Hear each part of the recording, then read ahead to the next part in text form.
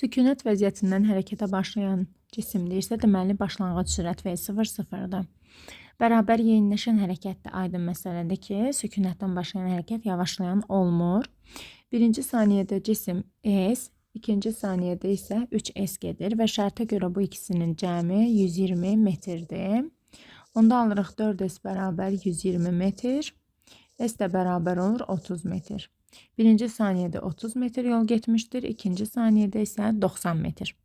Orada mənə deyir ki, ikinci yarısında gedilən yol olacaq 90 metr. Bir bölgünün qiymətini tapmaq lazımdır. 80-dan 60-ı çıxıb ortadakı parçaların sayına böləcəyik. Bax, bura, bir də bura nəzərdə tutur. 1, 2, 3, 4 dənə parça var. 20-ni 4-ə böləndə 5 eləyir. Deməli, 5-5 artır. Bura 60-dır, 65, 70. Mütləq xəta bir bölgünün qiymətinin yarısıdır. 5-in yarısı 2,5 edir. Onda 70 üstə gəl 2,5, bir də 70 minus 2,5. Yola görə sürəti tapdıqda nə gedibsə hamısını cəmləmək lazımdır. Buradan başlayıb sonra da bu çevrənin yarısını gedib. Bütün çevrənin uzunluğu əgər 2 pi r ilə təyin olunursa, onun yarısının uzunluğu olacaq pi r. Yəni 3 vur radius 50 eləyəcək 150. Deməli bura 150 metrdir, burada 300 metr. Onda yolu olacaq 300 üstə gəl 150. Bu da eləyəcək 450 metr. Yola görə sürəti tapanda 450-ni zamana böləcəm. Alacam 9. İndi yer dəyişmə. Yer dəyişmə cismin başlanğıc və son nöqtələrini birləşdirən istiqamətlənmiş düz xətt parçasıdır. Bax, buradan bura qədər, burada 50-dir, burada 50-dir də radius daxı. Onda bura olacaq diametr 100. Bu 100-lə də bu 300-ü toplayaq. Yer dəyişməni tapmaq üçün. Bu da eləyəcək 400. 400-ü də belə yenə də zamana 50-yə. Alınacaq 8. Deməli, yola görə 9, yer dəyişməyə görə də 8.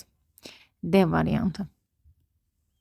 Cisimlər arasında başlanğıcda 1200 metr məsafə var və cisimlər qarşı-qarşıya hərəkət edirlər. Nisbi sürəti tapanda toplamaq lazımdır. Birinci görək bu cisimlər nə vaxt görüşür. 1200-ü böləcəyik bunların nisbi sürətini. Yəni 30-a. 40 saniyə sonra deməli bunlar görüşəcəklər. Görüşənə qədər birinci cismin getdiyi yol S1 də bərabər olacaq V1 vur T. Yəni 10 vur 40. Alınacaq 400. C variantı. Burada birinci cismin dayanmasına qədər 15 saniyə vaxt keçir. Və birinci cismin getdiyi yolu tapmaq üçün bu fiqurun sahəsini tapmaq lazımdır.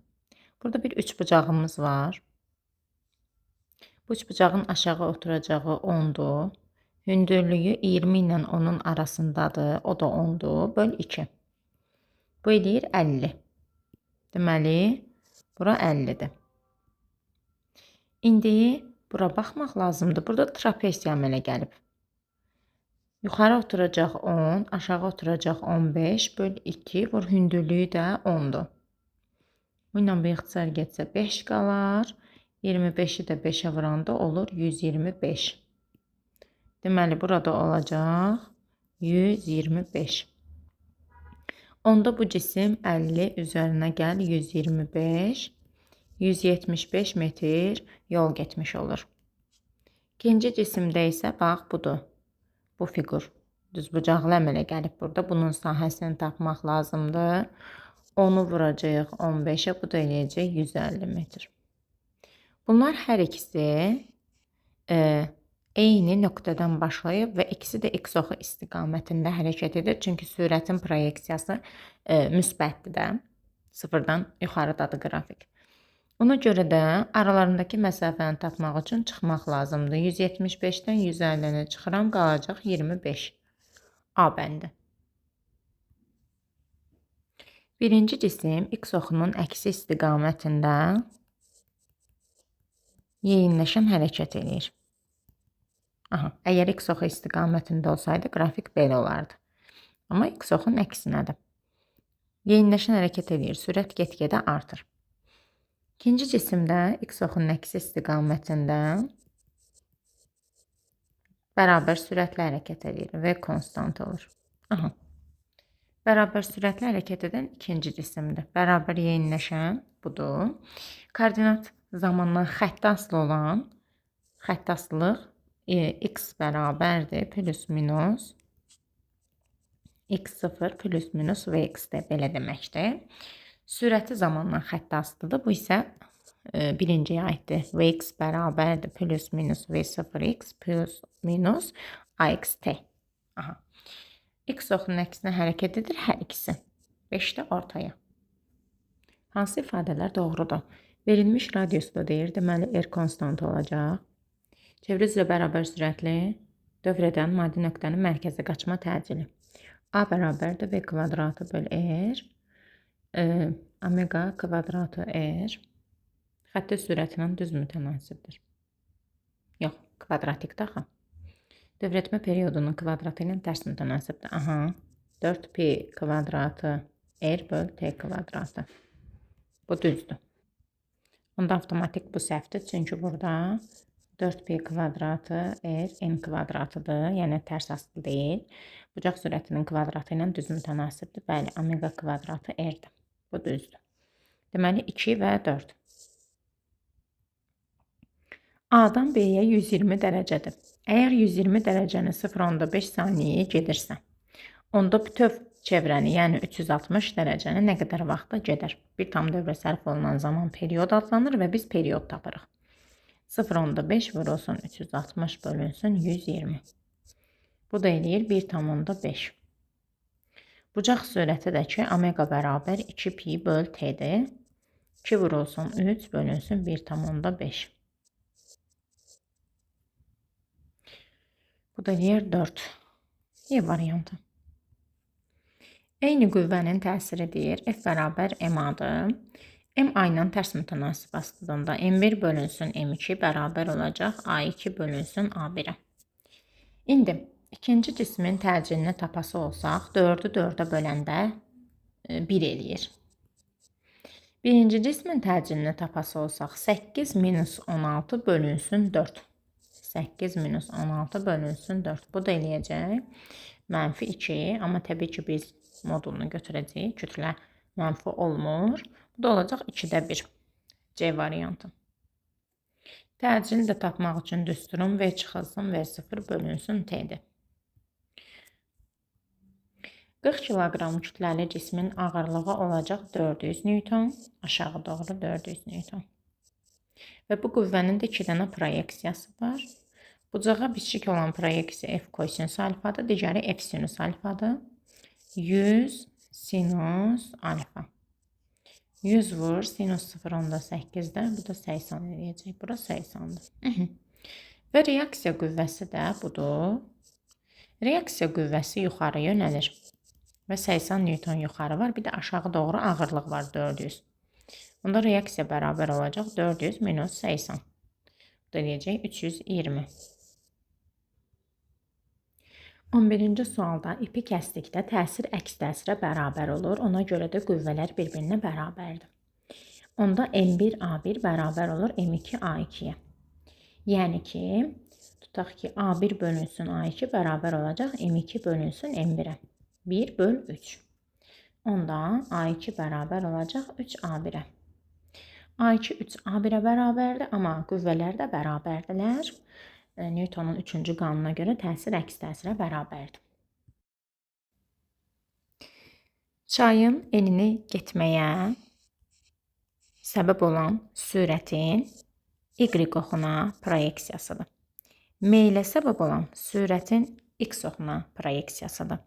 Elm məsafəsini 12 metr verib, zamanı isə 6 saniyə veribsə, deməli, sürətin x oxuna proyeksiyası 12 bölünsün 6, 2 verməlidir. Amma çayın da sürəti 2 metr böl saniyədir və buna görə də özü də əks istiqamətdədirlər. Deməli, Vx-dan çayın sürətini çıxanda bizə həmin bu sürəti verməlidir. Belə nəzərən sürətdir. Vx bərabər olacaq 4-ə. Deməli, bu 4-dür. V2 özü 5-dir. Onda deməli V-y neçədir? Kökün altında V-y-in kvadratı üstəgəl V-x-in kvadratı bərabərdir. V desək. 4-ün kvadratı üstəgəl 3-ün kvadratı 5 verər kökün altında. Onda belə çıxır. Sürətin y oxuna proyeksiyası 3-dür. Qiyməti 3-dür. Və müddət də 6 saniyədir. Deməli, həmin bu D məsafəsini tapmaq üçün sürətin y oxuna proyeksiyasını 6-ya vuracam, zamana vuracam. Bu da eləyəcək 18. Deməli, bir cisminin sürəti 30 metr böl saniyədir. İki cisminin başlanğıc sürəti 0-dır və təcili verib 10, zamanda 4. Onda 4 saniyə sonra sürəti 40 olacaq. 40. Aradakı bucaq da 90 dərəcə perpendikulyardır. Onda nisbi sürəti tapmaq üçün kökün altında V1-in kvadratı üstəgəl V2-nin kvadratı minus 2V1 V2 kosinus alfa. Və kosinus 90 dərəcədə 0-dır. Ona görə də ancaq qalır. Deməli, kökün altında 30-un kvadratı üstəgəl 40-ın kvadratı. Bu da bizə verir 50. Neçə saniyə sonra cisimlərin yer dəyişmələri bərabər olar? Birinci cisim üçün yer dəyişmə tənliyi olacaq 8t minus 2t'nin kvadratı bölü 2. Yəni s bərabərdir və 0t plus at kvadratı bölü 2. Əslində plus minus olmalıdır da burada. Burada da proyeksiya var. Belə. Bərabərləşdirirəm. İkinci üçün 2t üstəgəl 4t kvadratı bölü 2. Sonra 3t'nin kvadratı minus 6t bərabər olur 0-a. Hər tərəf 3-ə bölürəm. Və t'nin mörtəzə xaricinə çıxardıram. Köklərdən biri 2 olur. A variantıdır. O nöqtəsi ətrafında fırladılan çubuğun üzərindəki A və B nöqtələri üçün hansı fiziki kəmiyyətin qiymətləri bərabərdir? Deməli, bu konsentrik çevrələrdir. Omega, N, T, Fi dövrlərin sayı bunlarda bərabər olur. Sürət, təcil, yollar fərqli olur. Yəni ki, burada dövr etmə periodu, bucaq sürəti eyni olacaq. Digərləri fərqli. A variantı. Cisim düz xətt üzrə bərabər sürətlə hərəkət edir. Aha. Bax, bu x-dir, bu y. Bu da x2-dir, bu da y2. Aha. Deməli, x-a görə yer dəyişməsi olacaq. Sonu neçədir? 20 minus 60 mənfi 40. Y-ə görə yer dəyişməsi olacaq. Sx deyək də, sy. Sonu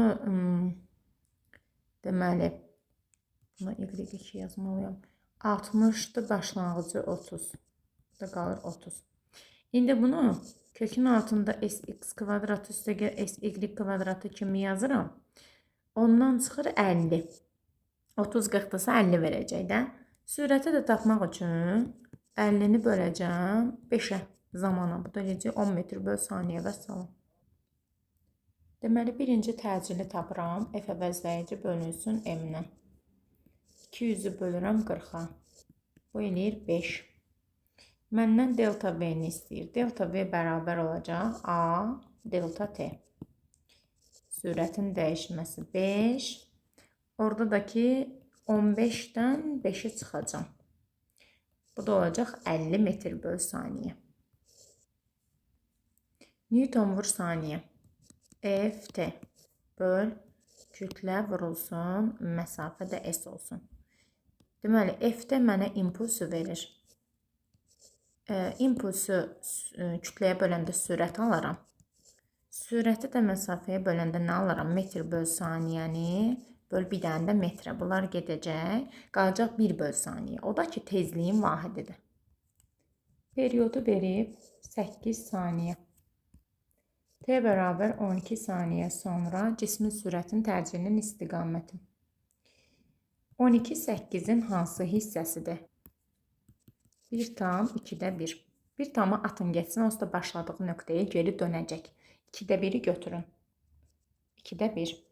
2-də 1 çevrənin yarısıdır. Yəni, buradan başlayan cisim gələcək bura. Sürəti yönələcək belə təcilli çevrənin mərkəzinə doğru. Bu şəkildə.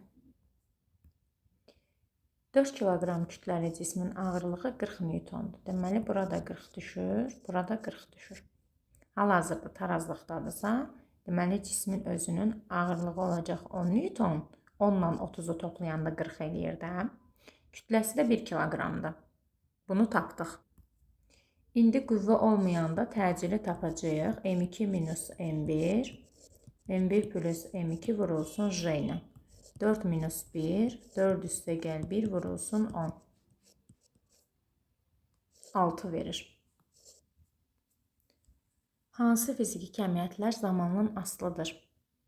Yol zamandan asılı olacaq. S bərabər VT-dir. Bucaq sürəti omega bərabər fi böl T-dir. Zaman artdıqca dönmə bucağı da artır. Dövr etmə tezliyi n bərabər n böl T-dir. Zaman artdıqca dövrlərin sayı da artır. Dönmə bucağının özü zamandan asılıdır. Fi çox zaman olsa çox dönəcək. 2, 3. Radius da artır, xətti sürət də artır. Hər ikisi 2 dəfə.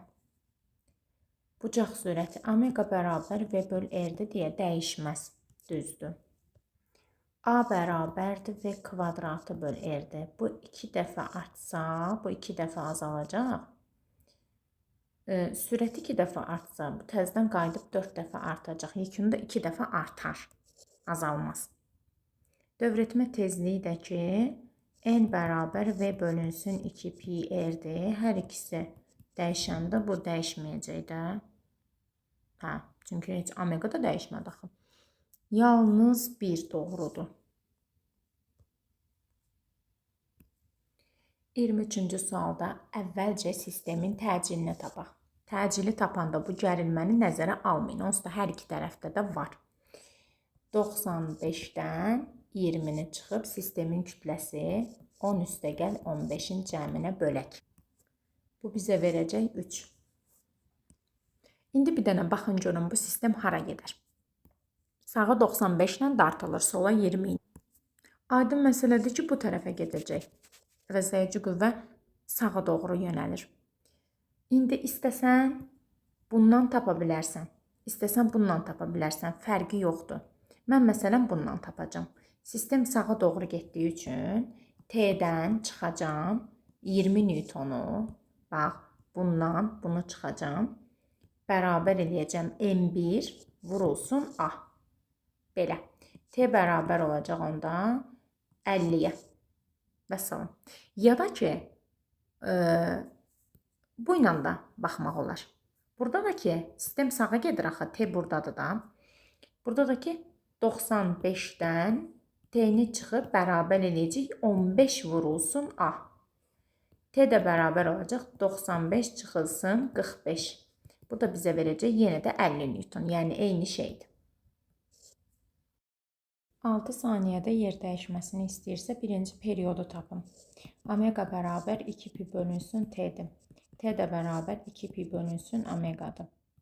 2 vurulsun pi 3'dür. Omeganı da 0.5 veriblər. Bu 12'dir. 6 isə 12'nin yarısıdır. Yaxşı, 2'də 1 hissəni gedəndə yer dəyişmə nə qədərdir? Əlbəttə ki, 2 R-dir. Və ona görə də 2-ni vuracam radiusa 0.4 metrə, cavab olar 0.8 metr. 0T0 aralığında yeyinləşən hərəkətdir. Sürət müsbət olduğu üçün təcilin də proyeksiyası müsbət olacaq. T0, 2T0 zaman aralığı yavaşlayan hərəkətdir. X oxu istiqamətində bu yeyinləşəndir deyir, yox. Əgər siz bu qrafikin bu hissəsini sıfıra sürüşdürsəz, görərsiniz bu yavaşlayandır. T0 anında hərəkət istiqamətini dəyişmişdir.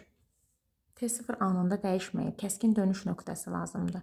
2T0 anında sürəti 0-a bərabərdir. Bəli, burada sürət 0-dır. Kəskin dönüş nöqtəsidir. İstiqamət dəyişilir.